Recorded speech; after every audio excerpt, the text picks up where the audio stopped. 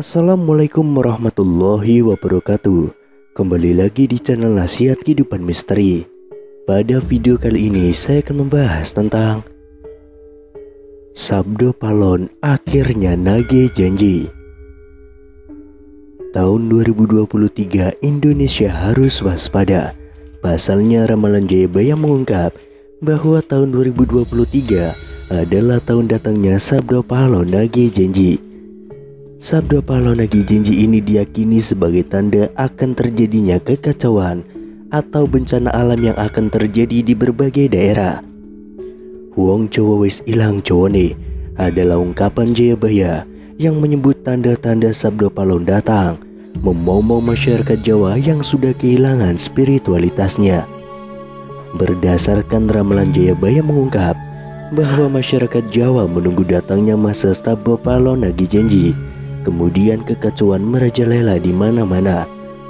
Tercatat dalam ramalan Jayabaya, dalam serat Sabdo Palon Pupuh 4 bersumpah akan muncul kembali sebagai pamomong tanah Jawa setelah 500 tahun runtuhnya kerajaan Majapahit. Apabila dihitung 500 tahun dari kerajaan Majapahit runtuh pada tahun 1478, maka ramalan datangnya masa Sabdo Palon nagih janji jatuh pada tahun 2020 hingga tahun 2023. Pertanda meletusnya Gunung Merapi yang dijelaskan dalam Pupuh 5 dalam serat Sabdo Palon yang berbunyi, Kulo damel pratondo, pratondo tembayang memihar di Merapi yang jeblok mililahar, lindu peng pitu sedino kaline banjir bandang. Yang artinya, saya akan membuat pertanda sebagai janji teguh saya. Apabila Merapi sudah meletus mengeluarkan lahar dan terjadi gempa bumi 7 kali dalam sehari serta banjir bandang akan datang.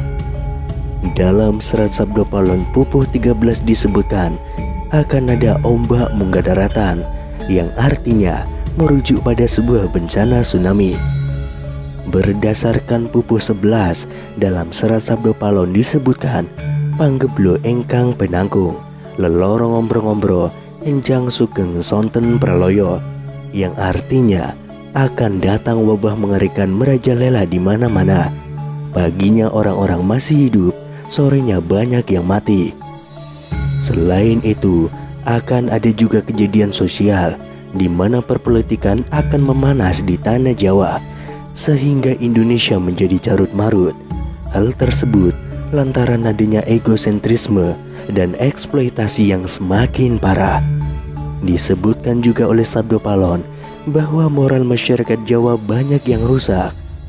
Dalam ramalan jangka Jayabaya bahwa masa Sabdo Palon nagih janji ini akan terus menimbulkan kejadian alam dan sosial yang bakal terjadi secara terus-menerus hingga tahun 2056 berdasarkan hitungan waktu yang sudah diperkirakan.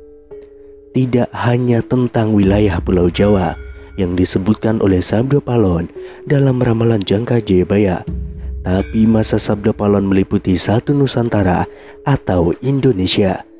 Itu artinya dari Sabang sampai Merauke diramalkan sama-sama akan mengalami kejadian bencana alam dan sosial yang sama.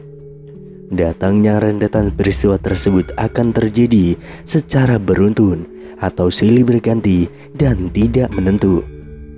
Perlu diketahui, Sabdo Palon merupakan tokoh legendaris, pandita, penasihat kerajaan Majapahit, penguasa terakhir yang beragama Buddha dari kerajaan Majapahit di Pulau Jawa. Beberapa ramalan Jayabaya terbukti pada beberapa dekade terakhir. Namun sebagai masyarakat, kita tetap berdoa dan berikhtiar agar Indonesia selalu aman dan damai tanpa ada bencana di tahun 2023. Sabdo Palon nagih janji berawal saat Pulau Jawa dikenal angker pada zaman dahulu, hingga Syekh Subakir yang diutus untuk menyebarkan agama Islam harus menghadapi tantangan hingga membuat perjanjian Sabdo Palon dengan roh halus penguasa wilayah, yakni Ki Semar Badranaya. Perjanjian Sabdo Palon itu dibuat sebagai kesepakatan antara Syekh Subakir yang datang menyebarkan agama Islam ke Pulau Jawa yang terkenal angker dengan roh halus penguasa wilayah, yakni Ki Semar Badranaya. Diceritakan pada masa dahulu, Pulau Jawa terkenal angker yang dikuasai roh halus Ki Semar Badranaya. Kedatangan Syekh Subakir yang diutus oleh Sultan Turki, Sultan Muhammad I untuk syiar agama Islam. Setelah keduanya terlibat pertempuran dan sama-sama kuat, Syekh Subakir dan Ki Semar Badranaya akhirnya membuat kesepakatan melalui sebuah perjanjian yang disebut Sabdo Palon. Namun kedatangan Syekh Subakir dalam melakukan syiar Islam di Pulau Jawa saat itu harus mendapat rintangan hingga harus membuat perjanjian dengan Ki Semar Badranaya sebagai roh halus sebagai danyang atau penguasa wilayah tanah Jawa. Syekh Subakir dikenal sebagai orang yang berhasil menumbali Pulau Jawa yang terkenal angker dan wingit pada dahulu kala. Saat itu, Sultan Turki, Sultan Muhammad I mendapatkan petunjuk untuk melakukan penyebaran Islam di Pulau Jawa, sebuah tempat di tanah Jawa yang dalam pengaruh magis begitu kuat. Mulai dari jin hingga setan menghuni setiap sudut tanah Jawa yang saat itu masih berbentuk hutan belantara. Diutuslah rombongan para alim ulama untuk mendatangi Pulau Jawa guna melakukan syiar Islam. Namun alangkah terkejutnya Sultan Muhammad I karena hampir seluruh rombongan tersebut tewas akibat perbuatan para lelembut penduduk tanah Jawa yang tidak mau menerima ajaran Islam. Namun petunjuk harus dijalankan, sehingga utusan berikutnya dikirim ke Pulau Jawa yang angker itu. Sosok utusan itu terkenal alim, ahli ruqyah, memiliki kemampuan untuk berinteraksi dengan dunia gaib.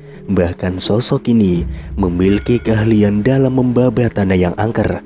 Dialah Syekh Subakir yang memiliki nama asli Syekh Tambu Ali bin Syekh Bakir, berasal dari tanah Persia atau yang sekarang lebih dikenal dengan negara Iran, yang langsung berlayar ke Pulau Jawa atas perintah Sultan Muhammad I.